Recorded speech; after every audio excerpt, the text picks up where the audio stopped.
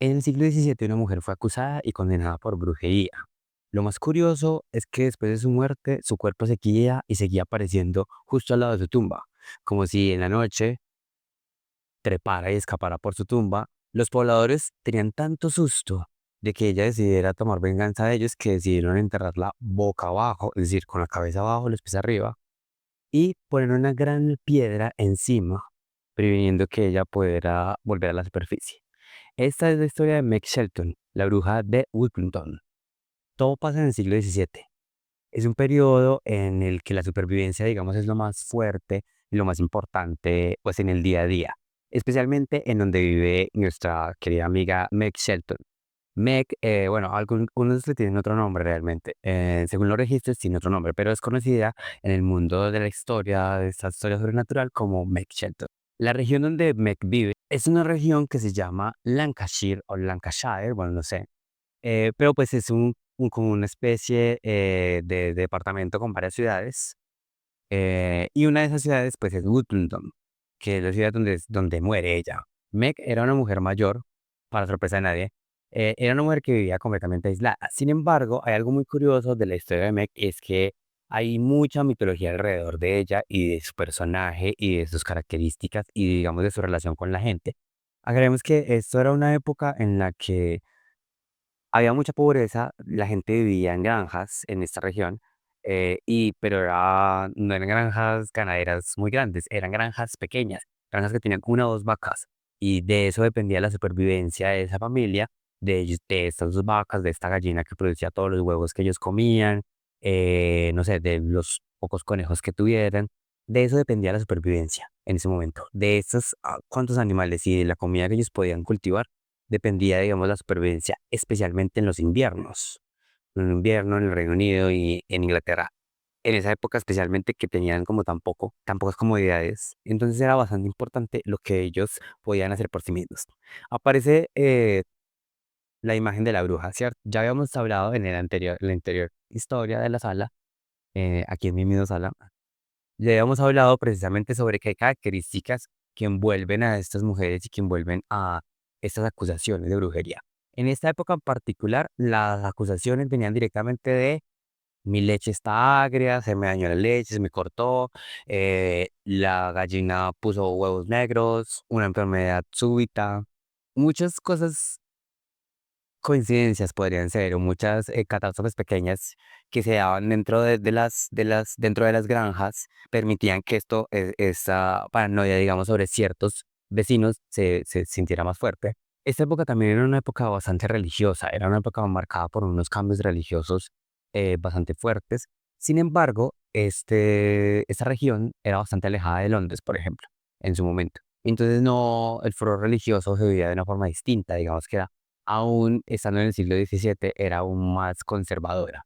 La tradición, por ejemplo, de la cacería de brujas que fue tan fuerte en Inglaterra, en Reino Unido en general y en los Estados Unidos, pues se conservaba todavía mucho más en estos espacios. Igual era 1600, el siglo XVII.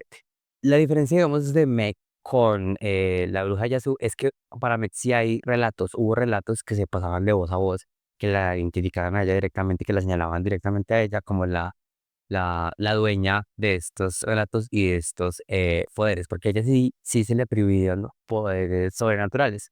Por ejemplo, se decía que ella había tenido una apuesta con su casero, con, en una de las ciudades de las que vivía de ese mismo, digamos, estado, de ese mismo departamento, una de las ciudades en las que ella estuvo apostó con su casero. Estaba pagando arriendo, al parecer. Apostó con su casero y el casero decidió decir, listo, bueno, ¿cuál es la apuesta? Ella le dijo, bueno, yo le apuesto a que yo me puedo convertir en un conejo y puedo llegar hasta mi casa antes de que usted llegue. Y él le dijo, ah, bueno, listo, hágale. Al parecer ella sí se convirtió en un conejo y empezó pues como era su casa, pero su casero le disparó en la pierna e hizo que ella tuviera una cojera de por vida. Esa es la explicación que le dan a una de sus defectos físicos, digamos, de Meg Shelton. Era una mujer que tenía una cojera y así fue como algunos de los colores explicaron su condición.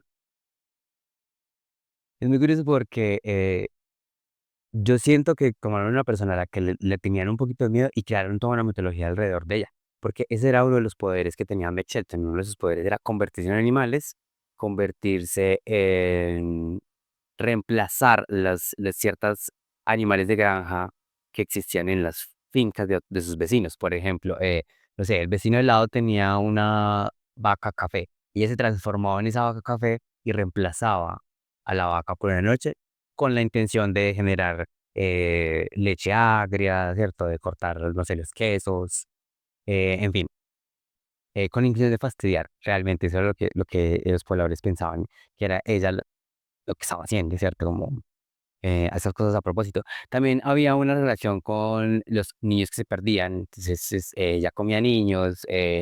También se decía que ella hacía enfermar el ganado, hacía que las vacas se enfermaran, no solo las reemplazaba, sino que hacía que las vacas, los toros, las gallinas, los otros animales de granja se enfermaran. eh, Igual como para fastidiar a la gente, ¿cierto? Había mucha superstición en ese sentido, mucho miedo a lo que el otro te podía envidiar y lo que podía desear de lo que tú tenías. Hay una historia que dice que ella incluso una vez se tuvo que transformar en un bulto de grano. Cuentan que estaba en su proceso de atacar una de las reses, no sé, una vaca de uno de sus vecinos, y en esas el vecino entró al granero, ella no tuvo tiempo de pensar muy bien y se transformó en un bulto de grano. Desde el granjero mira con sospecha todo el lugar, tu granja, ¿cierto? Observa los animales, observa todos los detalles y se da cuenta que el bulto no hace parte, pues, de lo que él tiene ahí. Entonces, fácilmente y rápidamente pensándolo, Ángel dijo, esta debe ser la bruja. Entonces yo aquí voy a actuar. Saca un puñal y chitín, y le da, y te da unos cuantos puñales al bulto de maíz. Y lo siguiente que escucha es un grito de una mujer.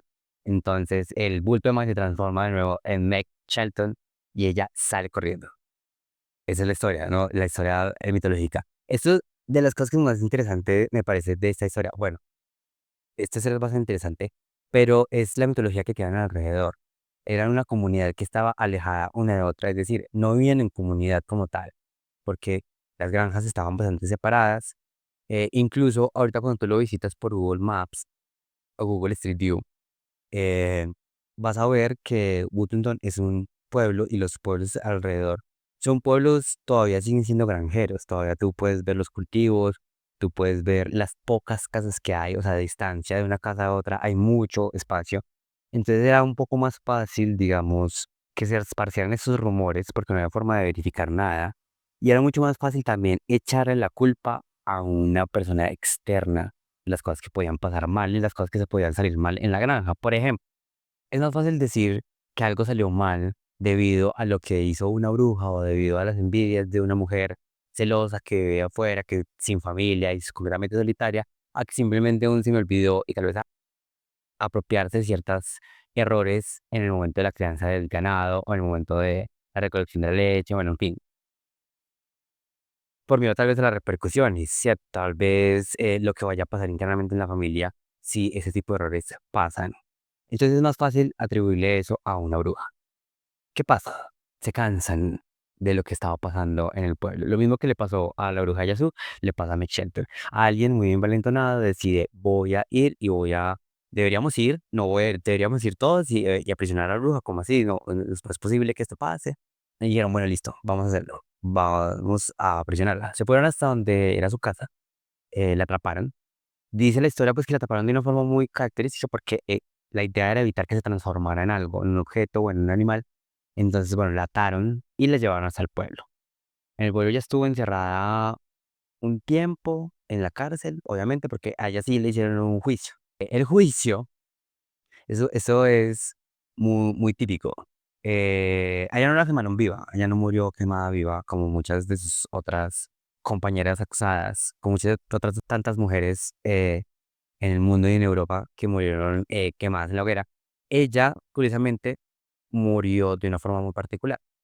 Resulta que parte de su juicio era unir de los dedos pulgares de las manos con los dedos gordos de los pies, o sea, así, amarrarla así, sí, tirarla a un pozo de agua, digamos, o a una estructura en la que se acumulara mucha agua. Si flotaba, era porque era una bruja. ¿cierto? Porque el agua no la iba a tomar. Y si se hundía, pues iba a morir como una mujer de Dios, pero cristiana y no siendo una bruja. Eh, eh, lo que pasó, claramente, es que, bueno, ella flotó, ¿cierto? Pero no murió, flotó. Entonces al flotar, la sacaron de nuevo del pozo y dijeron, ah, eres una bruja, entonces mereces la muerte más cruel que podamos darle a una bruja. En Europa, en ese momento todavía se guardaban ciertas costumbres paganas, y una de esas era enterrar a los criminales vivos, los criminales que tenían una relación así sobrenatural. Ella fue condenada por brujería, por todo el daño que le había hecho a sus vecinos, y fue enterrada viva. La enterraron de una forma tradicional, es decir, en un ataúd bajo 3, 6 metros bajo tierra, enterrada viva. Obviamente ella murió sofocada, el tiempo que pueda vivir una persona enterrada, ella pues lo sobrevivió y murió asfixiada, ¿cierto? Al otro día, ya haberla enterrado viva, pues resulta que cuando llegaron a ver su tumba, eh, vieron que su cuerpo estaba por fuera de la tumba, no se había salido, su cuerpo estaba afuera, por alguna razón, es completamente inexplicable. Volvieron a enterrarla, la enterraron una segunda vez, tal vez en otra tumba, dijeron, bueno, de pronto el suelo, le dieron el beneficio de la duda. Entonces, la volvieron a enterrar y efectivamente volvió a pasar lo mismo, ella volvió a salir de la tumba. ¿Cómo? Una razón inexplicable, ya pasó unas 3 veces más o menos en las que ella salió, en la que su cuerpo terminó fuera de la tumba, por alguna razón. La gente pues del pueblo estaba súper asustada. Y ya va a venir por nosotros, Dios mío, ya va a vengar de mí. Entonces, preocupados decidieron, bueno, vamos a hacer algo súper drástico. Vamos a enterrarla boca abajo. Cosa de que si ella va a querer salir, pues quiera cavar hacia el lado opuesto, donde estamos, ¿cierto? Más hacia el infierno, digamos, hacia el centro de la tierra. Y vamos a asegurarnos de que no tenga una posibilidad de escapar. Entonces, así hicieron.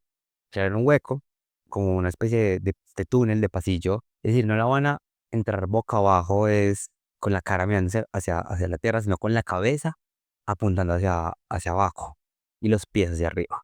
Entonces, así la entierran, con la cabeza hacia abajo y los pies hacia arriba. Y encima se considera una piedra muy grande. Aquí hay dos versiones muy interesantes, ¿cierto? Sobre la muerte de Meg Shelton, antes de hablar sobre la piedra. La primera de las dos versiones es que ella murió viva, enterrada, ¿cierto? Esa es la primera versión. La segunda versión dice es que ella murió aplastada por una piedra muy grande, o sea, es decir, la torturaron tanto y una de sus técnicas de juicio, se la pusieron contra una superficie, una pared, la pusieron a ella y le pusieron una piedra muy fuerte que terminó aplastándola y matándola. Esa misma piedra es la que está sobre su tumba, boca abajo. Estas son dos de las versiones. A mí las dos me parecen buenas. A mí la segunda me parece un poco más macabra. O sea, me hace pensar que es un poco más cruel porque con la misma piedra con la que la mataron, con esa misma piedra están evitando que supuestamente ella y su cuerpo salga de nuevo y su espíritu y como su poder vuelva a aterrorizar el pueblo. Me parece un poco más macabra, aunque la enterrada viva también es, uff, no sé, no sé. Las dos versiones me parecen que son demasiado fuertes. El punto es que para sellar, para sellar su tumba, pues pusieron una piedra muy grande, ya sea con la que la aplastaron y la mataron, o ya sea una piedra, pues, para evitar que de cierta forma ella regrese y pueda volver a salir. En la piedra hay una placa que habla sobre ella. Dice aquí yace la bruja de Bluffington. Creo que no dice la bruja de Bluffington, pero sí habla de Meg Shelton. En los registros aparece el nombre enterrado como otra mujer, no como Meg Shelton, sino como Marjorie Hilton aparece. Pero la placa habla de Meg Shelton y la historia en general habla de esa bruja Meg Shelton. Y la piedra grandota entonces tiene una placa que habla sobre esta bruja y explica pues que está ahí enterrada. Su tumba está al lado de una catedral, de una iglesia que se llama la iglesia Santa Ana, que tiene su propio cementerio pequeño y pues es muy particular esta tumba y por eso es muy visitada constantemente por turistas y curiosos aficionados como de la cacería de brujas en Inglaterra, visitan mucho esta tumba. Es bastante particular, igual que la tumba de la bruja de Yazoo. ¿Por qué? ¿Qué me llevó a mí, por ejemplo, a investigar sobre esta mujer y investigar sobre esta tumba? Bueno, pues como ya saben, yo soy escritor y tengo Una de mis novelas se llama Tumba de Brujas. Tumba de Brujas es una fantasía oscura en la que los personajes tienen que ir a las tumbas de 5 brujas en particular para invocar su poder vital, digamos, el poder que reside todavía en sus tumbas. Los personajes de mi novela viajan a Woodclinton, llegan hasta la iglesia y pasan muchas cosas. Los voy a invitar para que se lean Tumba de Brujas y al final sí logran poder invocar el poder vital y la fuerza de Meg Shelton. Toda la información sobre Tumba de Brujas está en mi Instagram y bueno, pues ahí pues, lo van a poder encontrar en mi perfil también. Entonces los invito pues para que lean Tumba de Brujas, también que toca este tema tan interesante. Digamos que por eso me llevó a conocer un poquito sobre Meg Shelton y sobre esta época, digamos, de la historia tan particular, porque hay algo muy curioso y es simplemente el hecho de que las brujas en esta época ni siquiera, ni siquiera nacían a raíz del miedo, ¿saben? O sea, no era una cosa que le tenían miedo a Meg Shelton por alguna razón, sino que era que le tenían simplemente rabia. Era tan fácil como acusar a tu vecina de brujería simplemente porque a ti te pasan cosas malas y a ella no le pasan cosas malas.